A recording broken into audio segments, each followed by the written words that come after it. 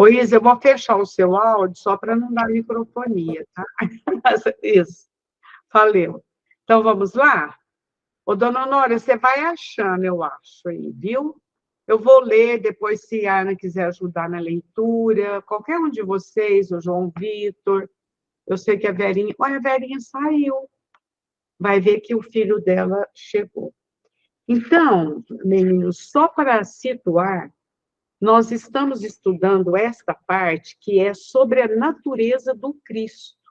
Por sinal, preciosa, né? Belíssima. E que vocês todos sabem, mesmo quem faltou outros dias, que muitas religiões confundem, falam que Jesus é Deus, que eles são unos, né? Até porque tem uma fala de Jesus, eu e meu pai somos um, mas ele está querendo dizer no sentido de ideias, vamos dizer, né? Eu nem sei se eu posso falar de ideias ou de sentimentos, mas porque Jesus cumpre a vontade de Deus. Ele já está naquele estágio que ele cumpre a vontade de Deus, né? Mas aqui ele vai citando, principalmente na semana passada que nós lemos, e hoje vai continuar, ele cita frases de Jesus preciosas que mostram que Jesus é um e Deus é outro. Não é isso, Ana? Me ajuda aí. É isso sim, Marli. E que são preciosas, não apenas para a gente entender, né, eu penso, mas para não termos dúvidas mesmo quando outras pessoas fazem essa afirmação, né? Você tinha saído, Verinha? Sim, Mas a minha internet caiu. Ah, tá. Mas agora deu certo. Isso. Obrigada. Você está com o texto aí, não está, Verinha? Você fechou seu áudio outra vez, Verinha, sem querer. Está fechado. Isso. Ó, eu estou com o livro, ainda não identifiquei onde parou, porque a semana passada os meninos chegaram e eu saí antes. Você saiu, né? Ainda no Algarismo Romano 3, é uma parte que começa assim, pelo menos no meu livro. E eu já não estou mais no mundo. É porque está dando diferença de tradução, Ana, vê se confere. Porém, eles estão no mundo e eu vou para ti. Ó, Jesus falando que vai para ti. Para ti quem? Para Deus. Pai Santo, guarda em teu nome aqueles que me deste, para que sejam um, assim como nós. Dei-lhes a tua palavra e o mundo os aborreceu, porque não são do mundo, assim como eu não sou do mundo. Santifica-os na verdade. A tua palavra é a verdade. Assim como tu me enviaste, também eu vos enviei ao mundo, e por eles me santifico a mim mesmo, para que também eles sejam santificados na verdade. É aí, Ana? É, né? A hora que vocês quiserem parar, é só me falar. Porque aqui ele vai reforçando, ele vai dando várias frases. Kardec faz... Nossa, eu achei que ele fez assim, uma preciosidade aqui. E eu não rogo somente por estes, mas também por aqueles que, pela sua palavra, hão de crer em mim, para que todos sejam um, como tu é Pai em mim e eu em ti. Que também eles sejam um em nós, para que o mundo creia que tu me enviaste. Ó, para que o mundo creia que tu me enviaste. Se Deus enviou Jesus, é porque eles não são a mesma pessoa, gente. Eles não são a mesma pessoa, não é o mesmo ser. Deus não é pessoa, né?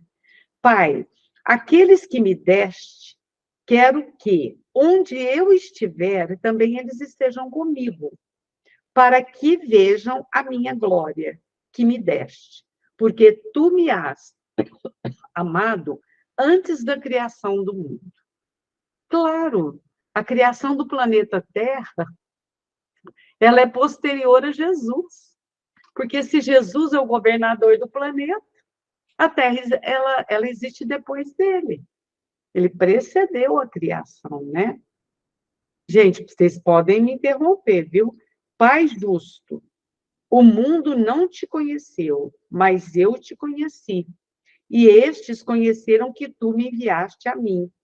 E eu, e eu lhes fiz conhecer o teu nome e lhe o farei conhecer mais, para que o amor com que me tens amado neles esteja e eu neles. Aqui, então, ele vai citar, né? Evangelho de João, capítulo 17, versículos de 1 a 5, 11 a 14, 17 a 25. Pode falar, Ana, bem. Então, a Terra foi criada por volta de 4,5 bilhões de anos, né? De acordo com a ciência nossa, de acordo com a ciência geológica.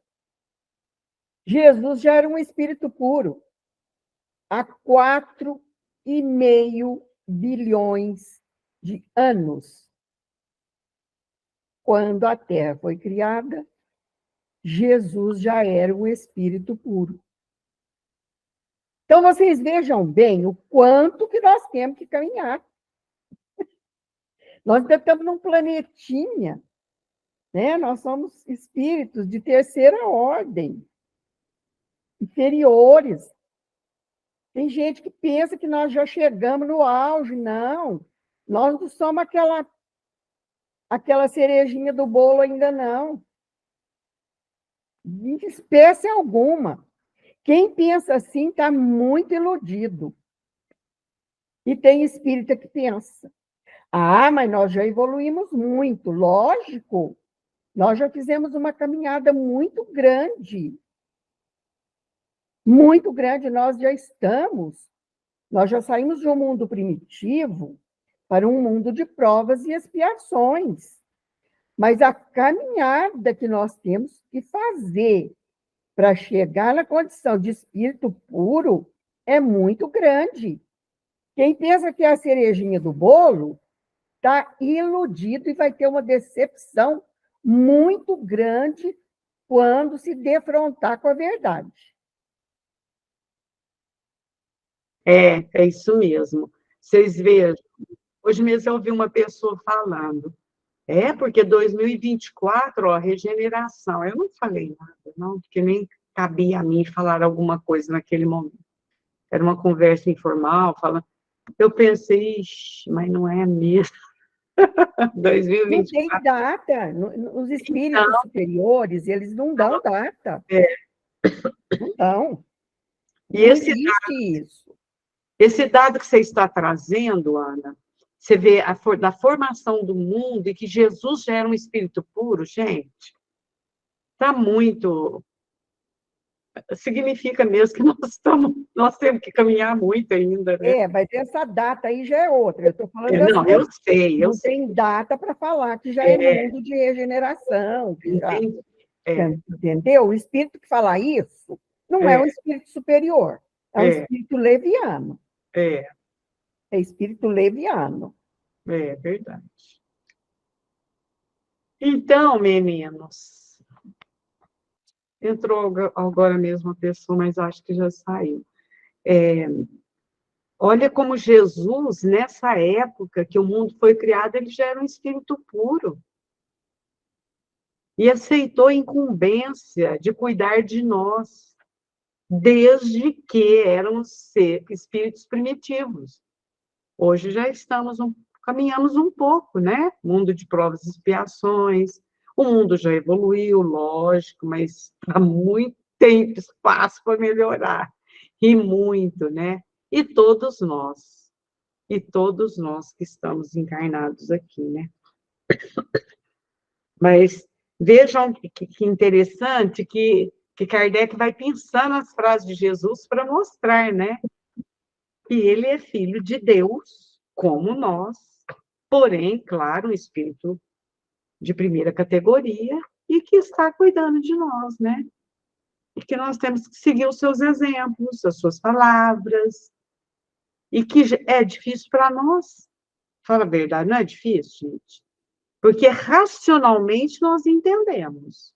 Eu acho que todos nós que estamos aqui entendemos. A gente entende tudo, concorda, acha bonito. Agora eu vou falar de mim. Na hora de praticar, É brabo, não é? É difícil, não é? Para mim é.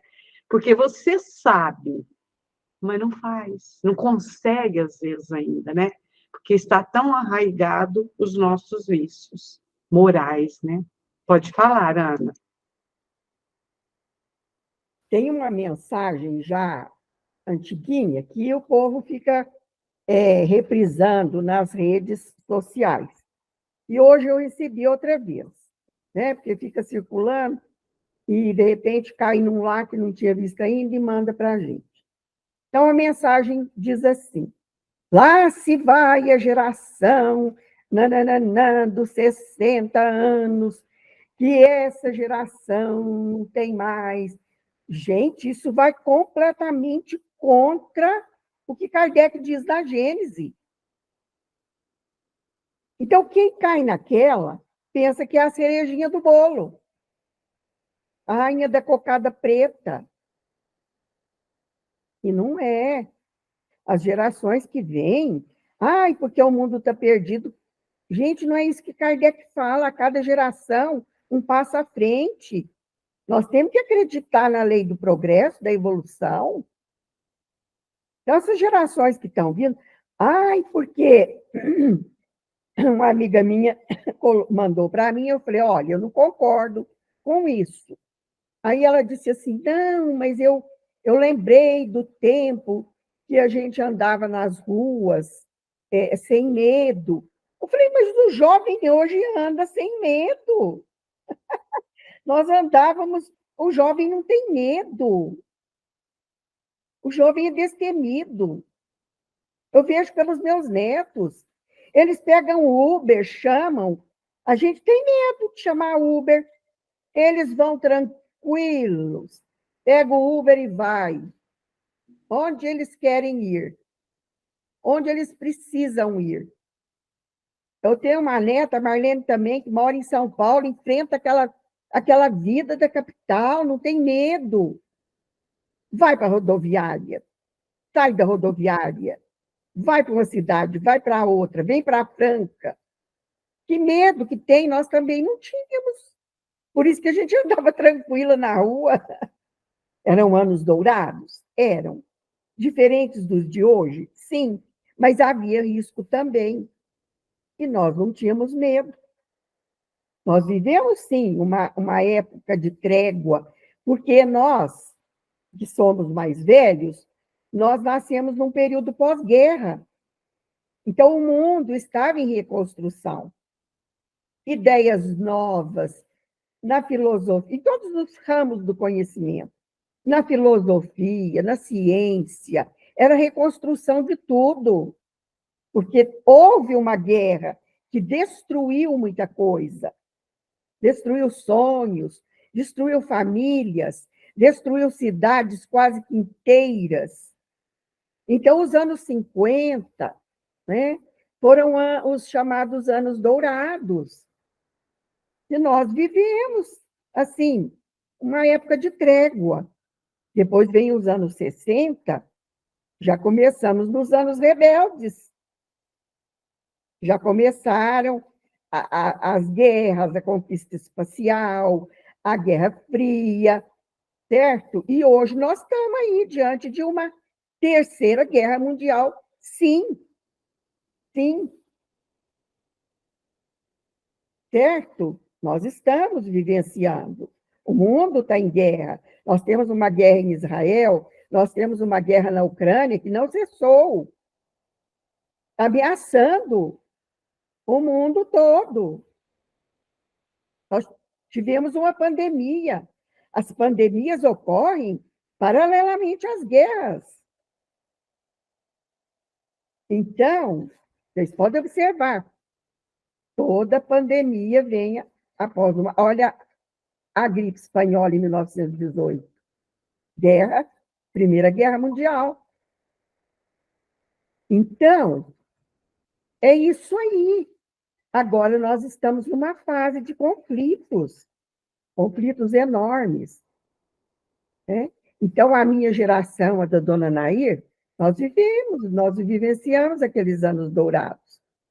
Né? A dona Honória, A Marleninha pegou um rabinho, certo? Agora a guerra a dengue, né? Agora está numa guerra de dengue para todo mundo, né? É isso aí. Então, nós não podemos achar que essas novas gerações não estão com nada, não, que nós estamos com tudo. Não é bem assim, não. Eu também não concordo. Eles estão um passo à frente de nós. Então, sim, também Tem penso. aqueles que saíram Claro, lógico. do seu próprio umbral, que saíram da sua sombra e reencarnaram, conforme disse o Chico Xavier, que as portas do umbral foram abertas, né? Na minha opinião, não existe assim esse umbral num lugar localizado, não. O umbral está na erraticidade junto com os espíritos errantes. O umbral é a nossa sombra, umbra. Umbra quer dizer sombra, em latim, italiano, umbra, umbral, sombra. É a nossa sombra. É o nosso lado ruim, obscuro, que não nos deixa ver a luz. Certo? Isso é que é umbral. Isso na minha opinião. Não é a opinião de todos.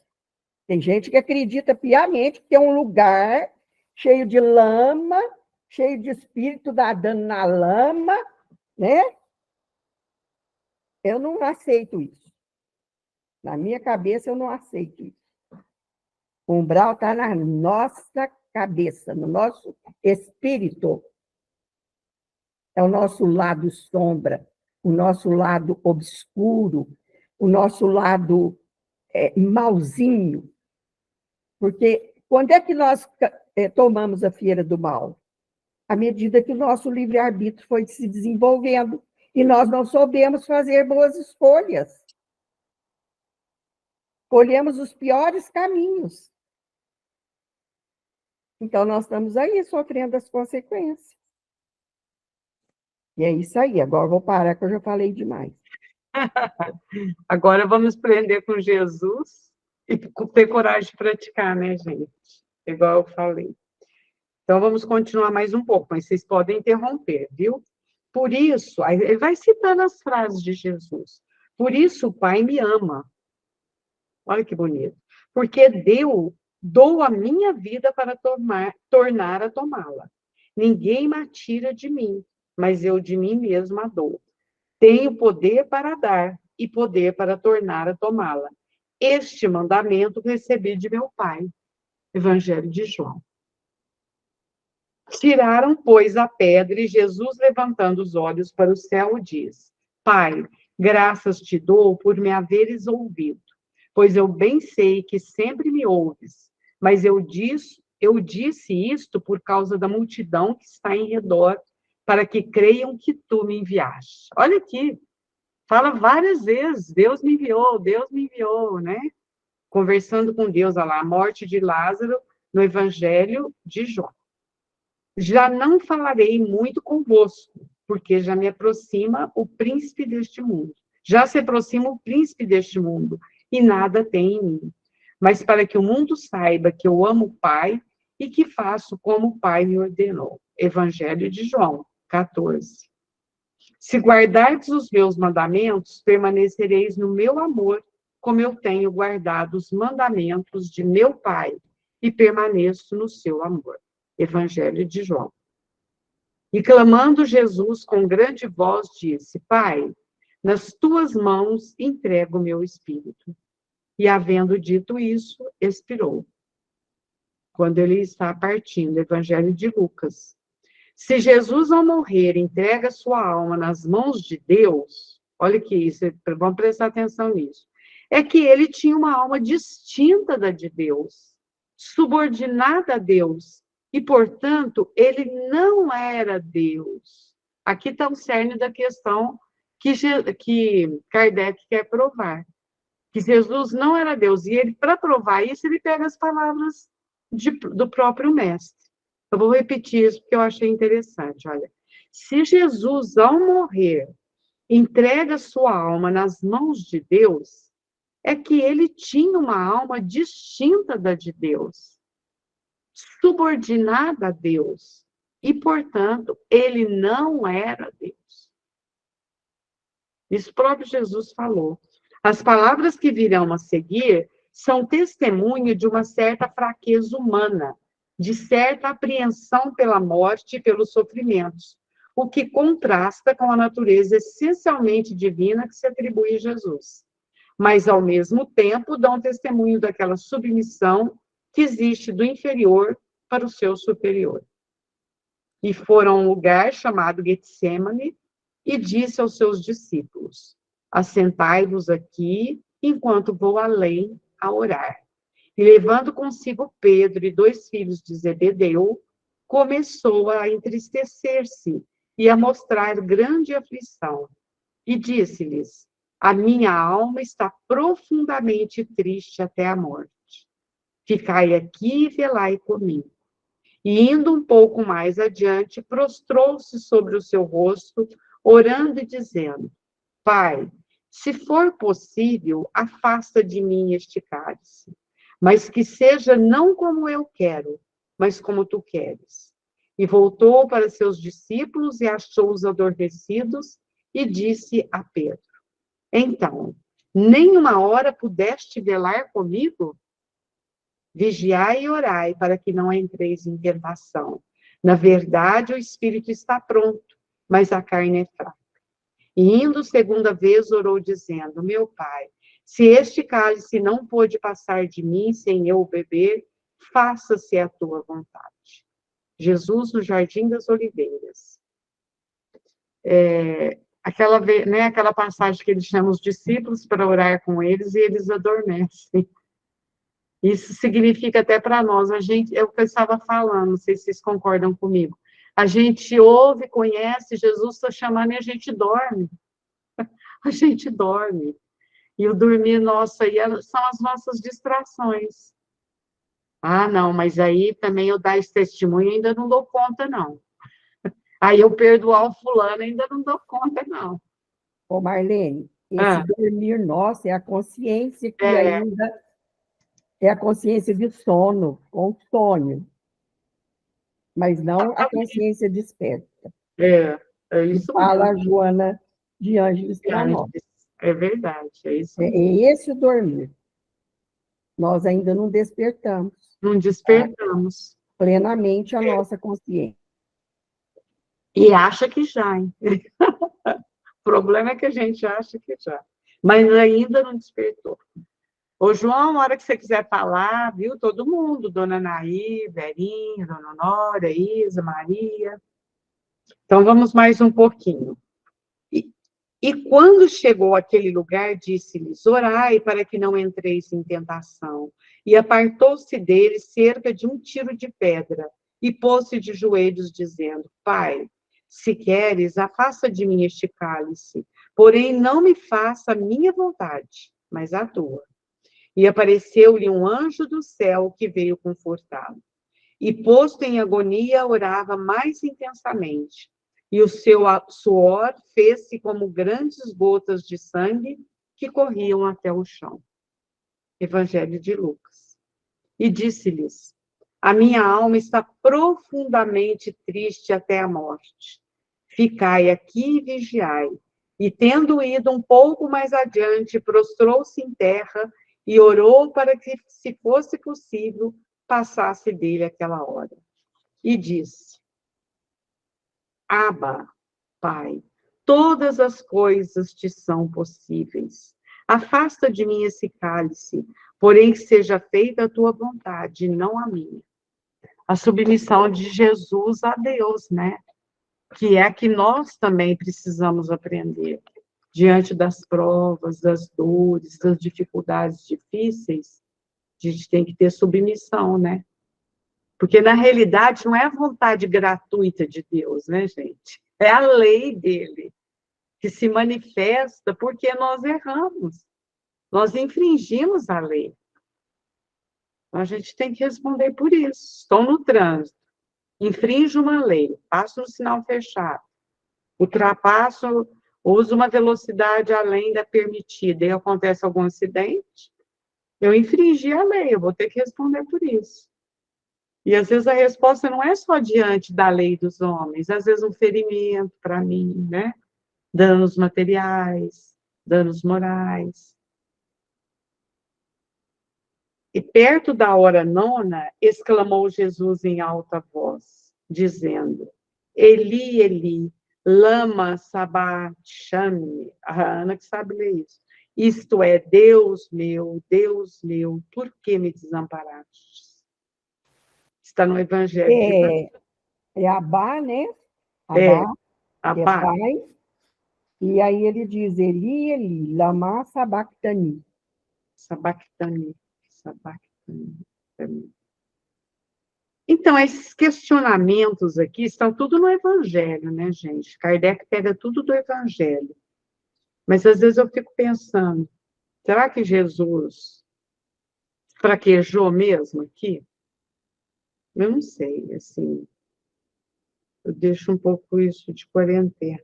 O que você acha, Verinha?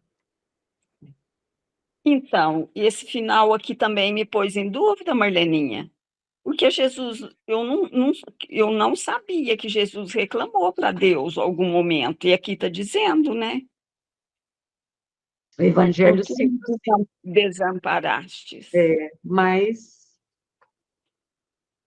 parece que ele não ia, eu não sei, né? Como o Evangelho também foi escrito pelos homens, pode ser que falou de maneira diferente. Eu também deixo de quarentena. Também Porque tem muita coisa que Jesus não diz, né? Inclusive, eu já até comentei aqui do livro do Bart Ehrman, né? preciso ler esse livro. Ele fala que tem muita coisa que Jesus não diz. E ele baseia-se em pesquisas dos textos antigos, né? Então, eu texto de quarentena também. Que Kardec cita tudo que ele pegou dos evangelhos, né? Claro. Exatamente. Tanto é que ele está citando as passagens. Mas isso não, obrigatoriamente, não significa que seja verdade. Mas também a gente não pode falar que não é. Então, vamos aguardar. Ó, o João vai dar contribuição. Pode falar, João. Inclusive, sobre o livro que a Ana está falando, se não me engano, semanas atrás eu mandei o PDF dele no grupo, caso alguém queira, tiver curiosidade de ler. Eu quero ler, eu só ainda não arrumei, mas eu quero separar para E ele. o que eu mandei também, lá, quando Jesus se tornou Deus, é dele, né, também. Eu coloquei lá no grupo. Que é o que Kardec está rebatendo aqui, né? Você não quer ler um pouquinho, João? Ou é tão difícil para você ler? Hoje eu estou sem o livro de novo. Você quer ler um pouquinho, Ana? Só para me ajudar aqui. Eu leio um pouquinho. Então, faz favor. As passagens que se seguem podem deixar dúvidas e dar lugar a crer numa identidade de Deus com a pessoa de Jesus.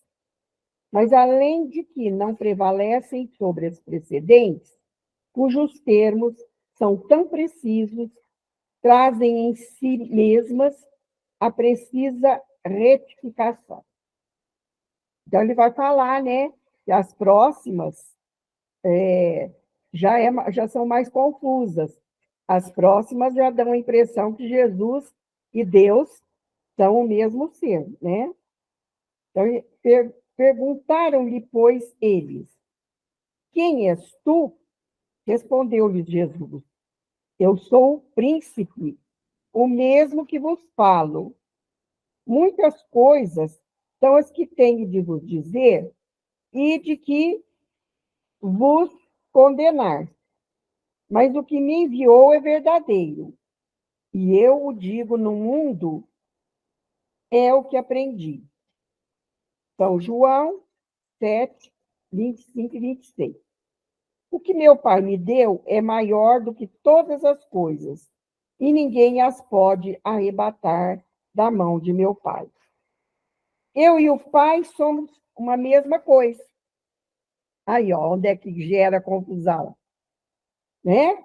Porque ele fala, eu e o Pai somos um. E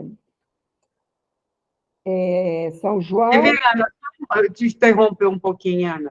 Às vezes a gente tem muita afinidade com uma pessoa, comunga dos mesmos ideais, você fala, eu e a Ana somos um. Mas não quer dizer que a gente seja uma. Eu penso como ela pensa como eu em alguns pontos, tal. Então, eu penso que é uma força de expressão aqui, querendo dizer, eu sigo as leis de Deus, eu sei o que eu falo, eu sei o que eu vivo, porque eu conheço a vontade de Deus, do meu Pai que está no céu. Mas não estava querendo dizer que era a mesma pessoa, né? Porque Jesus, como Espírito puro, desenvolveu todas as potencialidades que um espírito tem que desenvolver. Encontrou a sua essência divina, deixou essa essência divina se manifestar plenamente. Então, ele era o que mais se identificava com o Pai. Por isso que ele disse, é por uma questão de identidade, de identificação, aliás, né? De identificação de ideias. Mas não que fossem ao mesmo ser, a mesma coisa. Isso quer dizer que seu pai e ele não são senão um pensamento, visto como ele exprime o pensamento de Deus, porque possui a palavra de Deus. Que palavra é essa? É a essência divina que ele deixou manifestar em sua plenitude. Ele não disse, acaso vós sois deuses? É uma pergunta que ele faz. Acaso não são deuses? Nós somos também. Mas deuses com letra minúscula. O demiurgo, os demiurgos, né? Porque nós temos a essência divina em nós. E nós vamos desenvolver um dia e vamos ser espíritos puros. Olha que monte de espírito puro que nós vamos ser. 1, 2, 3, 4, 5, 6, 7, 8, 9. 9. Nós vamos voar. A pureza espiritual. Né? Então, é isso aí. Ó. Então, pegaram os judeus em pedras para lhe atirarem. Disse-lhes Jesus, eu tenho vos mostrado muitas obras boas que fiz em virtude de meu Pai. Por qual destas obras me quereis vós apedrejar? Então, Jesus estava falando, eu só fiz o bem. Então, por qual bem vocês querem que eu fiz, vocês querem jogar pedra em mim? Olha só, hein? Sabedoria, né? Responderam-lhes os judeus, não é por causa de alguma boa obra que nós te apedrejamos, mas sim porque dizes blasfêmias e porque, sendo homem, te fazes Deus a ti mesmo. Olha a ignorância, né? É a ignorância deles. Replicou-lhes Jesus, não é assim que está escrito na vossa lei? Eu disse, vós sois deuses? Aí, ó. Tá vendo? Vós sois deuses? Então, Jesus falou que nós somos deuses. E ele questiona eles. Não está lá na lei? Né? Que vós sois deuses? Está lá. Está escrito na lei. E Jesus não veio revogar a lei. Ele veio cumprir a lei. Então, se ela chama deuses aqueles a quem a palavra de Deus for dirigida, a Escritura não pode falhar. Então, por que nós somos deuses? Porque nós temos a essência divina em nós. Deus, quando nos criou, ele nos selou com a sua essência boa. E nós temos que procurar essa essência através do autoconhecimento. Porque, às vezes, nós pensamos que o autoconhecimento é só para conhecer os nossos defeitos, né? E ficarmos nos culpando. Não. O autoconhecimento é justamente para nós detectarmos as nossas falhas, mas procurarmos saná-las, acabar com elas, buscando a nossa luz interior. Jesus não falou, brilhe a vossa luz? Porque nós temos uma luz interna para poder brilhar, deixar essa luz brilhar. Parar de escolher as coisas ruins e começar a escolher as coisas boas. Para isso que serve o autoconhecimento. Não, eu estava indo por ali, não, mas agora eu vou por aqui. Por aqui é melhor para mim, é melhor para o meu próximo, é melhor para as pessoas que convivem comigo. Certo? Então, é para isso que serve o autoconhecimento. Para nos transformar, e moralmente. E essa construção, ela é individual. Ninguém faz a transformação moral por você. É você com você. Né? Pestalozzi criou uma teoria que eu acho assim fantástica. Ele deu o nome de teoria dos 3 estados. Então, ele diz assim, o homem biológico é produto da natureza. Certo? Então, ele é instinto. O homem social é produto do meio, é produto da sociedade. Mas o homem moral, este é construção de si mesmo. É bonito isso, né? E ele tem que vencer aqueles instintos selvagens. Ele tem que aprender a dominar as emoções instintivas que afloram, né? Que nós manifestamos, mas às vezes agimos assim impulsivamente, instintivamente.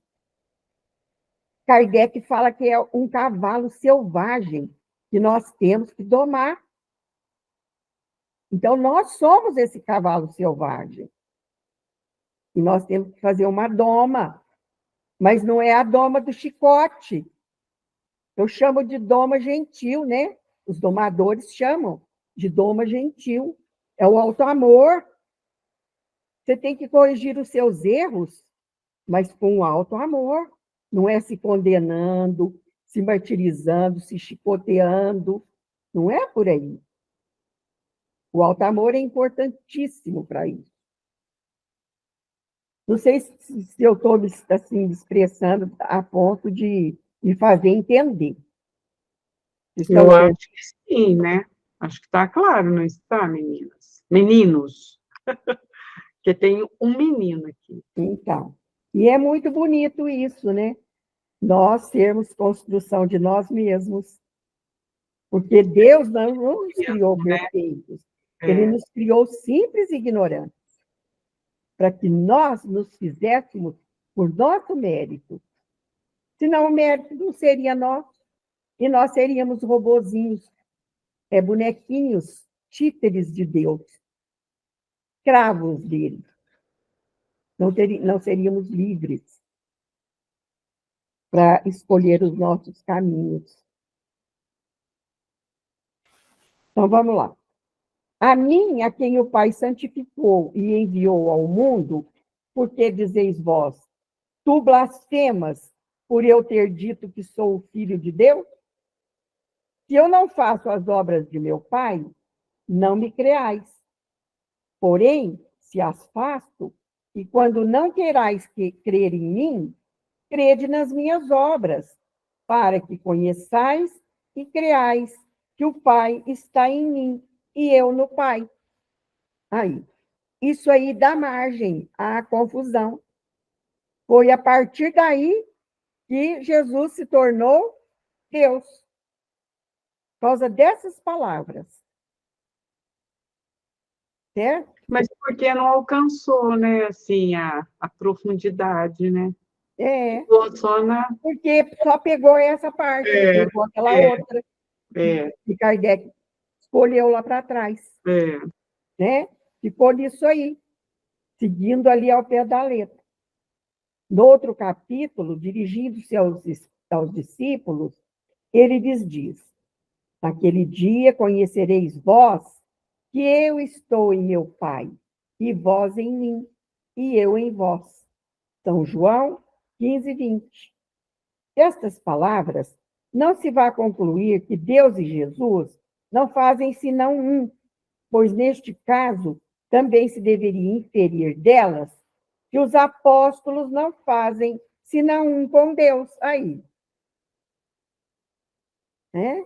Então, os apóstolos também seriam Deus, né? Não, são deuses, mas não são Deus. Tem uma diferença muito grande entre deuses com letra minúscula e Deus com letra maiúscula, que é o único, onipotente, onisciente, onipresente, com todas aquelas qualidades, né, que o livro dos Espíritos aponta ali sobre Deus. Então, é isso aí, né, Marlene? Não sei se eu expliquei direito. Ótimo. Quer ver? Deixa eu só perguntar uma coisa para a dona Honória. Dona Honória, a senhora já situou o texto? A senhora achou? Eu estou acompanhando vocês aqui, mas eu não estou sabendo direito, não. Agora eu acho que vai ficar fácil, porque agora tem o 4 em algarismo romano. Está escrito, palavras de Jesus após sua morte. Eu estava preocupada com a senhora, mas agora ficou fácil de achar. Número 4 em algarismo romano, palavras de Jesus após sua morte. Achou? Você também, Naira. Agora ficou mais fácil para achar. Está em algarismo romano, pelo menos no meu livro está. Número 4. E é em Está título, assim. assim, letras grifadas. É. Número 4, palavras de Jesus depois de sua morte. Encontrei. Como? Eu encontrei. Encontrou. Isso, ótimo. Vamos ver se a dona Honória encontrou. Deixa eu te perguntar um negócio. Você já passou pelo o som do Lázaro, da morte de Lázaro? Ainda não, né? Eu estou meio perdida aqui. Passou. Vê se você acha o número 4 em algarismo romano, que é o 1 e o V. Como se fosse um I e o V.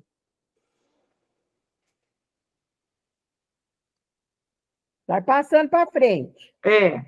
Aqui, eu estou achando aqui, ó. Então Jesus chegou a um lugar chamado Gestenese. Não, já leu isso. Isso aí já leu, dona Honória. Vai virando a página e vê se acha o algarismo romano. 1V, que é o 4.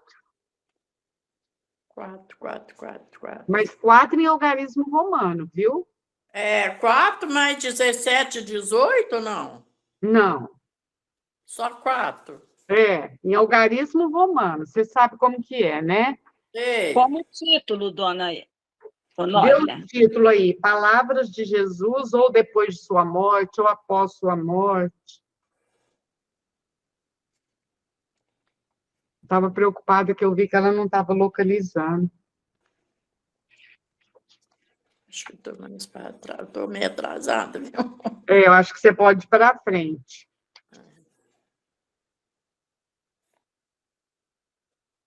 Achei, agora achei. Achou? Eu Então, leia aqui para nós só essa parte, para ver se achou mesmo, só para conferir. Peraí. Achou, Maria, também? Então, 4 palavras de Jesus depois da sua morte. Isso, agora sim, dona Honória. Agora achei, tá? Agora achou. Não vamos perder mais, não, viu? Eu vi que ela não estava acompanhando.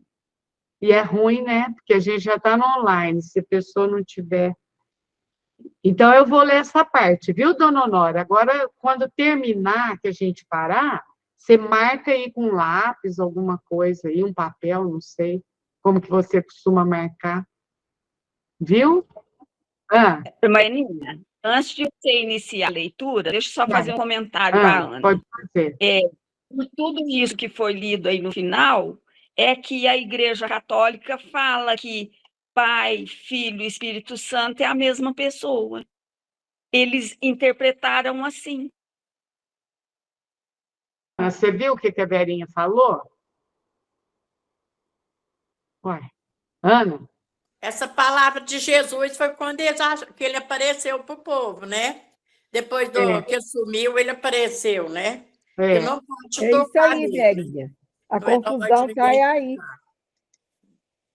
Nossa, Ana, fiquei preocupada. Por quê? Porque eu falei com você, você não respondeu, você ficou quietinha.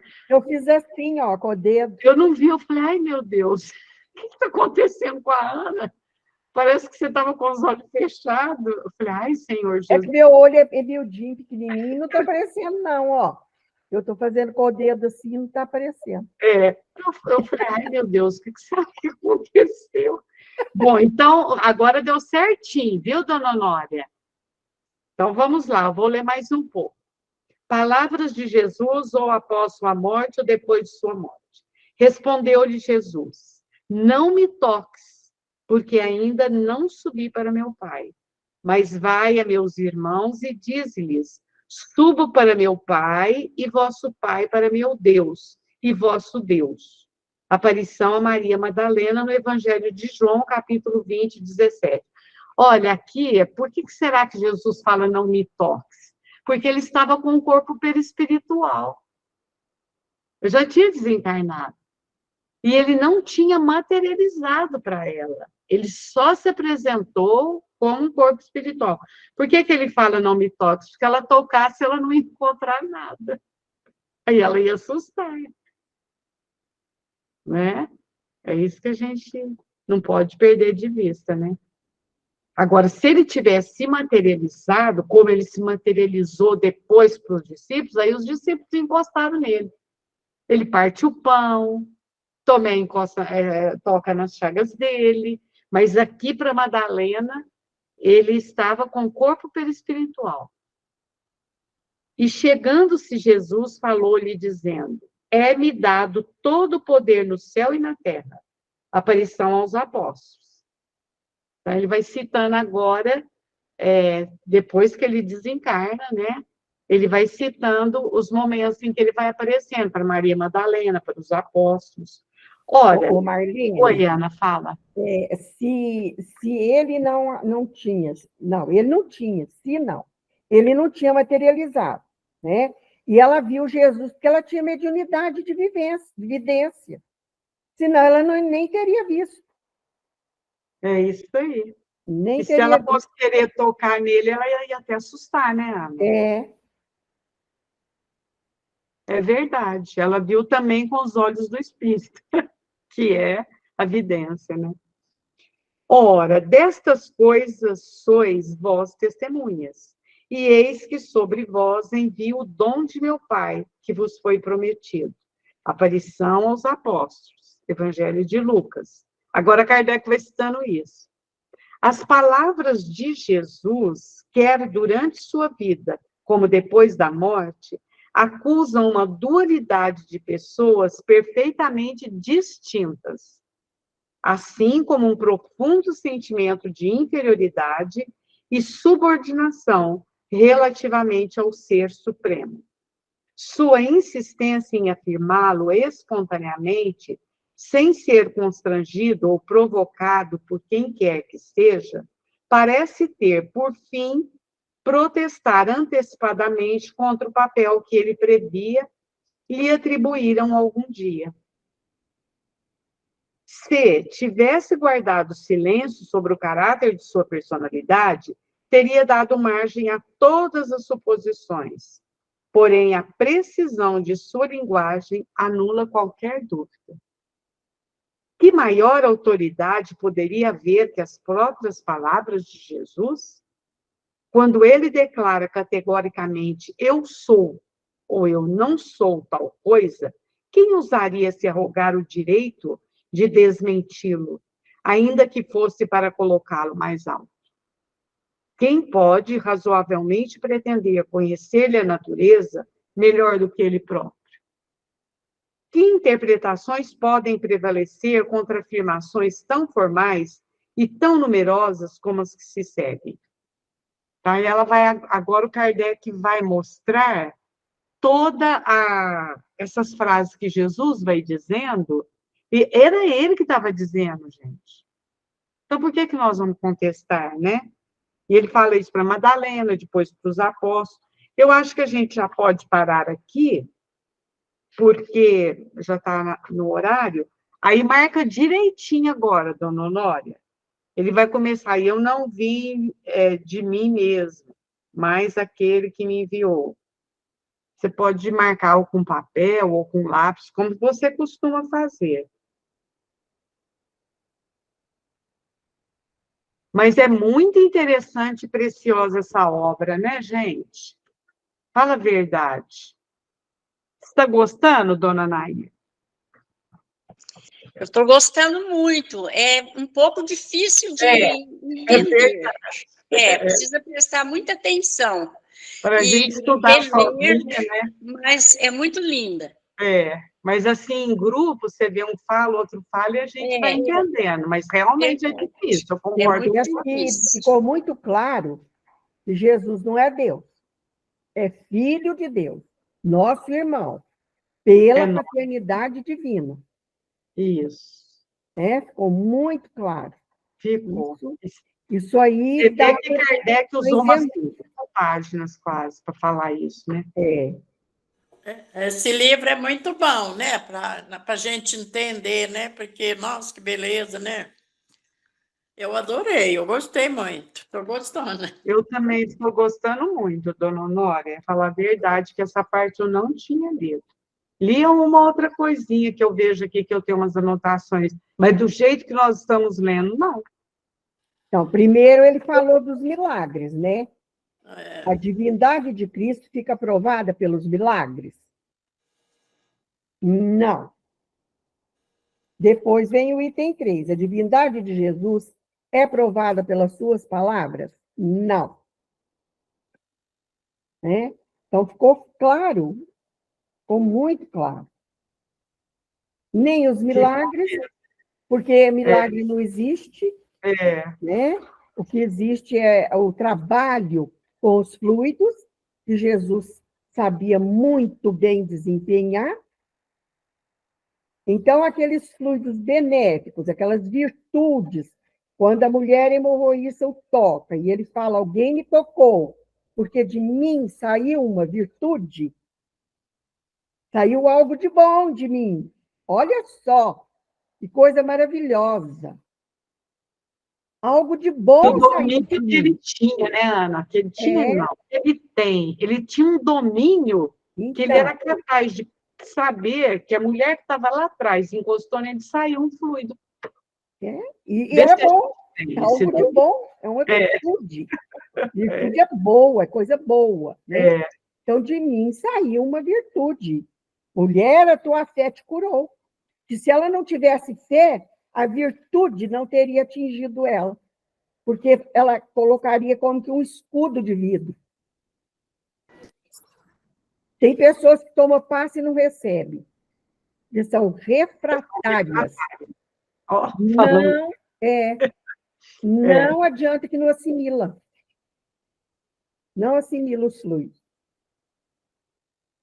Então, é preciso ter fé. Né? Muito bom, né, gente? Muito bom.